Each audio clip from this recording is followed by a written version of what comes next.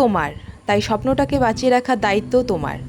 আজ হয়তো অনেকে তোমাকে নিয়ে হাসাহাসি করছে, তোমার সম্বন্ধে নানান কটূক্তি করছে, কিন্তু বিশ্বাস করো, যেদিন তুমি সাকসেসফুল হবে সেদিন দেখবে সেই সব লোকজনই তোমাকে নিয়ে প্রশংসা করছে। শুধুমাত্র সেই সময়টার অপেক্ষা করো। Hello everyone, good morning. কেমন আছো তোমরা সকলে? আশা করছি ভালো আছো।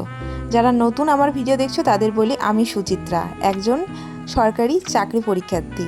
আমি মোটামুটি ডাব্লিউপি, কেপি, এসএলএসটি এসব পরীক্ষার জন্যই প্রস্তুতি নিচ্ছি।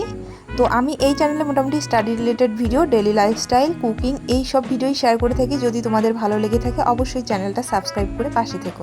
এখন বাজে সকাল 5টা। সূর্যিমামা তখনও ওঠেনি, তাই আকাশটা একটু লাল হয়ে আছে।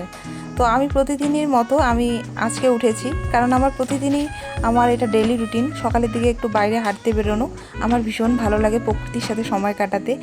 ঘুম থেকে ওঠার পর যে ক্লান্ত অনুভব হয় সেটা আর থাকে না। মানে প্রকৃতির মাঝে থাকলে অটোমেটিক একটা অ্যাক্টিভ ফিল হয়। তোমাদের মধ্যে অনেকে রয়েছে যারা রাতে ঠিকমতো ঘুমোতে পারো না, সকালে উঠে ক্লান্ত অনুভব হয়। আমি বলবো অবশ্যই একটু প্রকৃতির মাঝে সময় কাটাও, দেখবে অনেকটা অ্যাক্টিভ ফিল হবে, অনেকটা ভালো লাগবে, মাইন্ডটা ফ্রেশ হবে। আর বিশেষ করে যদি একদম ক্লান্ত অনুভব হয় তাহলে মানে চটি ছাড়া, জুতো ছাড়া ঘাসের উপর দিয়ে হাঁটার চেষ্টা করবে। ঘাসের উপর দিয়ে যে শিশির থাকে সেই শিশিরের উপর দিয়ে হাঁটবে, দেখবে মাইন্ডটা অনেকটা রিল্যাক্স হয়। তো এইটুকুই।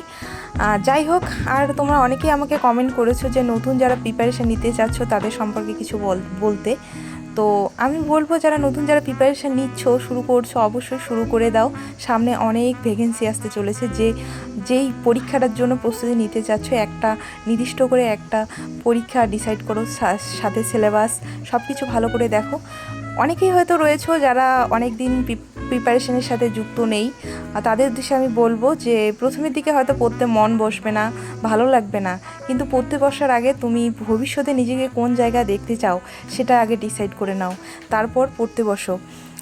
আর পড়তে বসার আগে কখনো এই মাইন্ডসেট নিয়ে পড়তে বসবে না যে আমি একটানা 4 ঘন্টা বা 5 ঘন্টা পড়বো।